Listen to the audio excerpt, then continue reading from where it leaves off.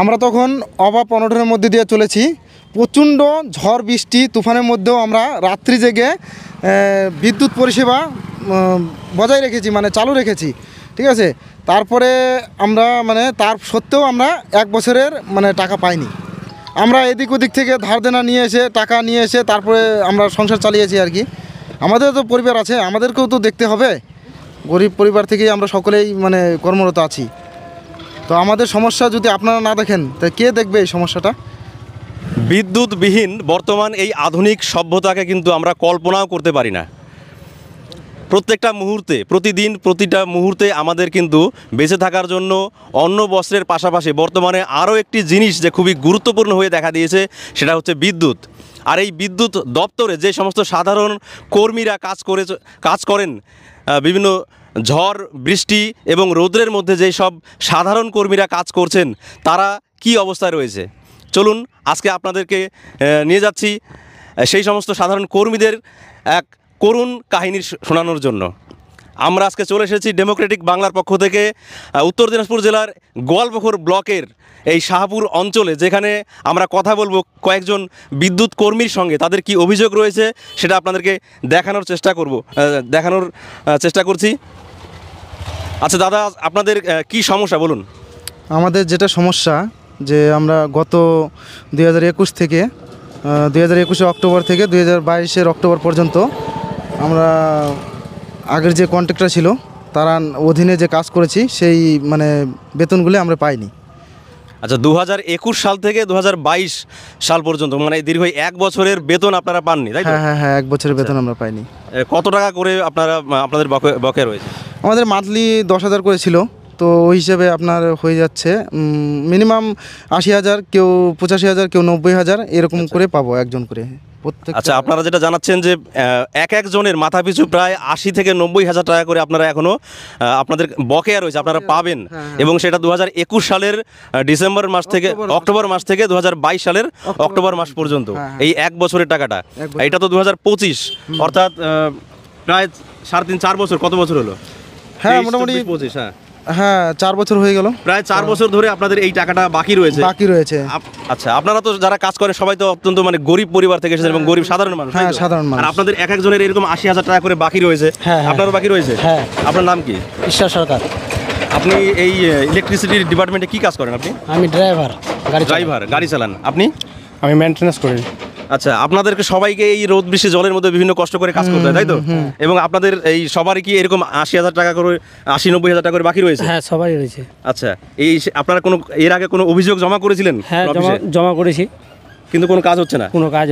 কোথায় অভিযোগ জমা করেছিলেন বলতে পারবেন? আমরা করেছি ইসলামপুর ডিভিশন। আচ্ছা, তারপরে সিএম কল করা হয়েছে, হ্যাঁ, কিন্তু তার কোনো সুরা পাইনি আমরা। তারপরে আমরা লেবার ডিপার্টমেন্টেও গেছি। লেবার ডিপার্টমেন্টের কাছে গেছিলাম, কিন্তু ওইখান থেকেও আমাদের আশ্বাস দিতে আমরা তাও আশ্বাস পাচ্ছি না, ভরসা পাচ্ছি না। এখনো পর্যন্ত কোনো সরব হয়নি। মানে বিভিন্ন জায়গায় আপনারা কমপ্লেন করেছেন? বিভিন্ন জায়গায় আমরা দৌড়াদৌড়ি করছি। লেবার ডিপার্টমেন্টও জানিয়েছেন, মুখ্যমন্ত্রীর কাছেও জানিয়েছেন, তার সত্ত্বেও কোনো কাজ হচ্ছে না। এইভাবে মাসের পর মাস ধরে আপনাদের টাকাটা আটকে রয়েছে, বছরের পর বছর ধরে আটকে রয়েছে। আপনাদের এই টাকাটা পেলে খুবই উপকার হতো। হ্যাঁ, উপকার তো হবেই, তাই না? আমরা যেটা দেখতে পাচ্ছি, আপনারা তো খুবই সাধারণ এবং দরিদ্র পরিবারের, দেখেই বোঝা যাচ্ছে মাসে মাত্র 8-10 হাজার টাকা করে বেতন পান আপনারা, যা দিয়ে তো বর্তমান যুগে একটা সংসার চালানো সম্ভব না। তা সত্ত্বেও আপনারা কিন্তু এই দায়িত্বটা পালন করে চলেছেন। একবার আপনাদের মনে হয়নি যে এই যে টাকাটা আপনারা পাচ্ছেন না, আপনারা ঠিকঠাক কাজ বন্ধ করে দেবেন, এই ধরনের কখনো মনে হয়েছিল না? আচ্ছা, কীরকম একজন মানে দায়িত্ববান এরা, দেখতে পাচ্ছেন যে মাসে মাত্র 8-10 হাজার টাকা করে এদের বেতন যেটা তারা পায়, তার বদলে কিন্তু এই যে প্রচণ্ড রৌদ্রু, এর মধ্যে আমরা দাঁড়িয়ে থাকতে পারছি না, অথচ এই রৌদ্রের মধ্যেও কিন্তু তারা তাদের কাজকর্ম চালিয়ে যান। বর্ষা, রৌদ্রু বা বৃষ্টি যাই হোক না কেন, তাদের কিন্তু দায়িত্ব তারা ঠিকঠাক পালন করেন। অথচ এই সব সাধারণ কর্মীদের বেতন বছর ধরে কিন্তু আটকে রেখেছে এই ডিপার্টমেন্টেরই কর্তা ব্যক্তিরা। এবং তারা যেটা জানাচ্ছেন, তাদের কাছে পুরো কমপ্লেন কপিগুলো এখানে রয়েছে। তারা কিন্তু প্রথমে এটা কোথায় করেছিল আপনার কমপ্লেনটা? এটা ডিভিশনে কমপ্লেন করা হয়েছে, তারপরে এটা সিএম এর কাছে কমপ্লেন করা হয়েছে, এবং তারপরে লেবার ডিপার্টমেন্টে কমপ্লেন করা হয়েছে, এবং তারপরে যেটা দেখতে পাচ্ছি এটা কোথায়, তারপরে বারবার বিভিন্ন জায়গাতে কিন্তু তারা কমপ্লেন করেছেন। অথচ এরা কি বলেছে, টাকা পাওয়া যাবে? এরা মানে কোনো রকম সেইভাবে আশ্বাস দিচ্ছে না, বলছে আমরা খতিয়ে দেখছি। শুধু খতিয়ে দেখার হ্যাঁ, খতিয়ে দেখার আশ্বাস দিচ্ছে। আর ব্যাপারটা হচ্ছে কি, যখন সাহেবগুলো ছিল আমরা কর্মরত ছিলাম, মানে কর্মরত এখনও আছি, তো তখন থাকাকালীনও সাহেবরাও আমাদের আশ্বাস দিয়েছিল যে তোমরা কাজ মানে বন্ধ করো না, কাজ চালিয়ে যাও, তারপরে আমরা দেখবো তোমাদের আপনারা কিন্তু তাদের সেই আশ্বাসে কাজ চালিয়ে যাচ্ছেন, হ্যাঁ, অথচ টাকা পাচ্ছেন না। না, টাকা পাইনি সেই। আচ্ছা, এর মধ্যে এই যে 4 বছর 3.5-4 বছর ধরে এর মধ্যে পরিবারে বিভিন্ন সমস্যা এসেছে আপনাদের। সমস্যা হয়েছে। কিন্তু সেটা আপনারা ম্যানেজ করে নিয়েছেন। সেটা অথচ ম্যানেজ টাকা করে তারা নিয়েছি। আপনারা পাচ্ছেন না। হ্যাঁ, তখন আমরা খুবই সমস্যার মধ্যে দিয়ে চলছি, মানে এদিক ওদিক ধার দেনা করে মানে টাকা পয়সা নিয়ে আচ্ছা আচ্ছা, চলেছি আর কি। এই যে যেই কন্ট্রাক্টরের কাছে আপনারা টাকা পাবেন, তিনি কোথাকার কন্ট্রাক্টর? ইনি হচ্ছে ইসলামপুরের কন্ট্রাক্টর, ইসলামপুর থানা কলোনি, শান্তিনগর থানা কলোনি। কনস্ট্রাকশনের নাম বলতে পারবেন? রামশ্যাম কনস্ট্রাকশন। কনস্ট্রাকশন। আচ্ছা, তো এখন আপনারা কি চাইছেন? আমরা চাইছি আমাদের যেটা বকেয়া মানে ন্যায্য পাওনাটা আছে, টাকাটা আমরা সেটা যদি পাই আমরা খুবই উপকৃত হব আর কি। আপনি কি চাইছেন? আমি ওইটাই চাইছি। আপনাদের যে বকেয়া টাকা রয়েছে সেটা যত তাড়াতাড়ি সম্ভব আপনারা চাইছেন, তাই তো? হ্যাঁ। এবং এই টাকা যদি খুব তাড়াতাড়ি না পান তাহলে কি কোনো ধরনের আপনাদের পরিকল্পনা রয়েছে যে আন্দোলন করবেন বা কিছু এই ধরনের? হ্যাঁ, তাহলে সেই ধরনের পরিকল্পনা নিতে হবে আমাদের, আন্দোলন করতে এর আগে হবে। কি আপনারা কোনো আন্দোলন করেছেন? ইসলামপুরে গিয়ে কিছু করেছিলেন? ইসলামপুর গিয়ে আমরা আগে মানে ওনাদেরকে জানিয়েছি আচ্ছা, ব্যাপারটা, যে এরকম ব্যাপার। শুধু মানে আমরা- আবেদন নিবেদনের মধ্যে দিয়ে আবেদন গেছেন, নিবেদনের কিন্তু কোনো মধ্যে কাজ দিয়ে- হচ্ছে না, কোনো এবং কাজ এর হচ্ছে না। এই এখনো যদি আপনারা টাকা না পান তাহলে ভবিষ্যতে কোনো বড় আন্দোলন করতে পারেন, অবশ্যই, তাই তো? অবশ্যই।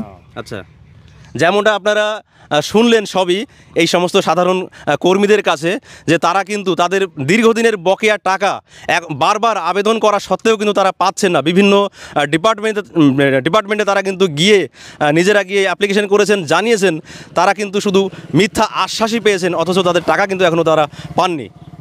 প্রতি বছর নিয়ম করে বিদ্যুতের ইউনিট প্রতি মাশুল কিন্তু বেড়েই চলেছে, অথচ যেই সমস্ত সাধারণ কর্মীদের জন্য আমাদের বাড়িতে আমরা বিদ্যুৎ নিয়মিত পাচ্ছি, নিরবিচ্ছিন্নভাবে বিদ্যুৎ পাচ্ছি, তারা কিন্তু রয়ে গেছেন সেই অন্ধকারেই।